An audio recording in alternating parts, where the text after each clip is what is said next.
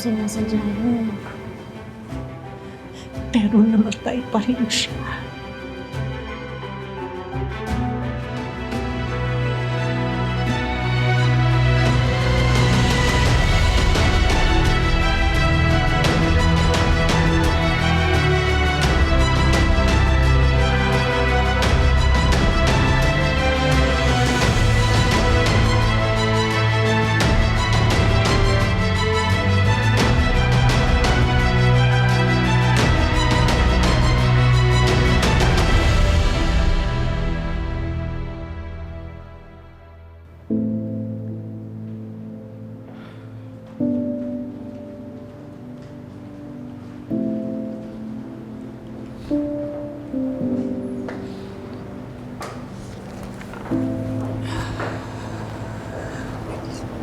Lilet.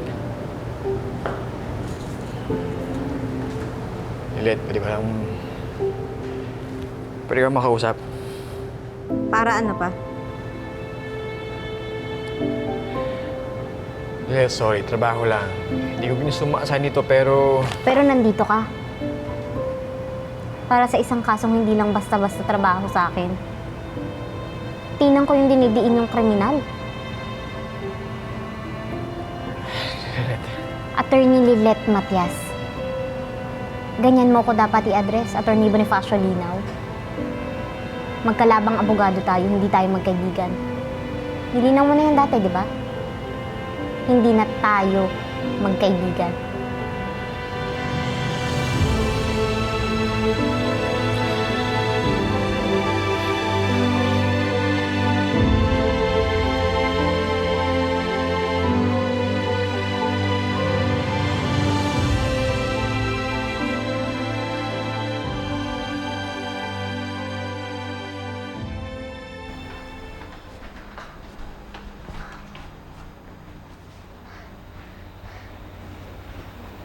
Okay, Lilet. Huwag kang magpapaduwag sa kalaban mo.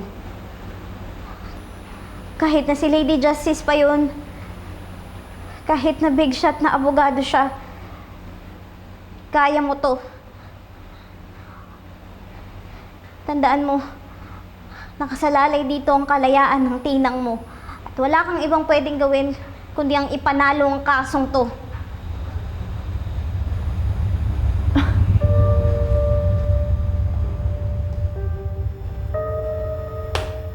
Masyado ka namang kabado, Lilet.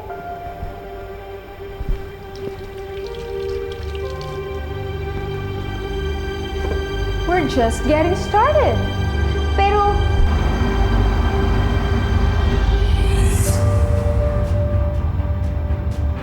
Medical records pa lang. Malinaw na namatay yung biktima dahil sa nanay-nanayan mo. And you can't question the evidence.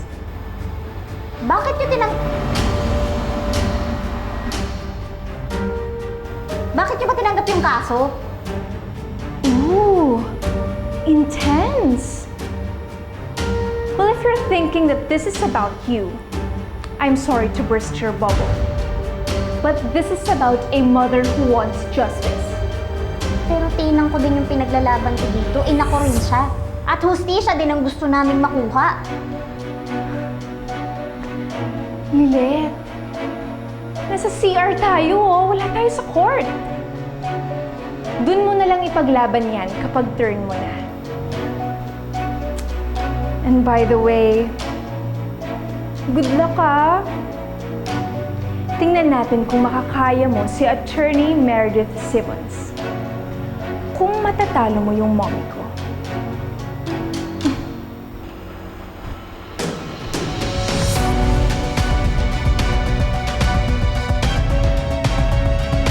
Mrs. Montinola, maaari po bang isalaysay ninyo sa korteng ito kung ano ang napansin ninyo sa anak ninyo ilang araw bago nangyari ang krimen? Simula po nung nagkaalitan si Ces at ang anak ko dahil sa bahay at lupa, magigising po ako sa gabi at aabutan ko ang anak ko na tuliro. Palaging sumasakit ang ulo niya eh. Hindi siya makatulog, hindi siya mapakali. Bakit po kaya hindi mapakali ang anak ninyo? Natatakot po siya. Ang sabi niya, binabalaan daw kasi siya ng mga kapitbahay namin na baka kung anong magawa ng pamilya Matias sa kanya.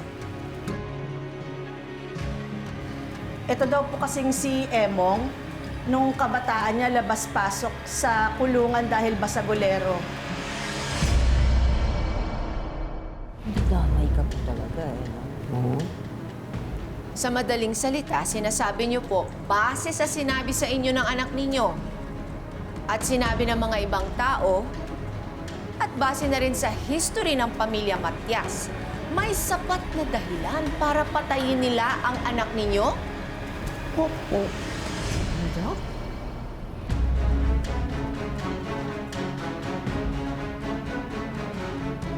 That is all, Your Honor.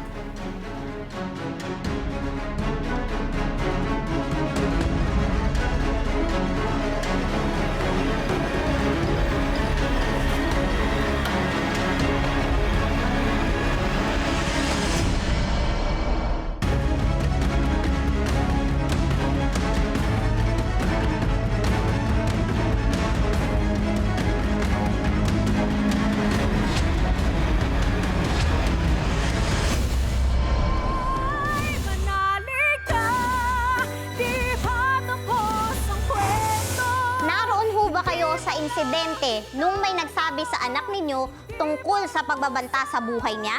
Wala po ako doon. Sa makatuwid, sinabi lang ng anak ninyo sa inyo, pero wala kayo sa mismong insidente. Pero pinatay niyo ang anak ko! Ay, balik mo sa akin ang anak ko! Order in the court! Ang anak ko! I have an idea. Why don't we feature Lilith? It's gonna be a David versus Goliath legal battle. Why don't you just watch and learn as I beat you in this case? And let Lady Justice serve justice well.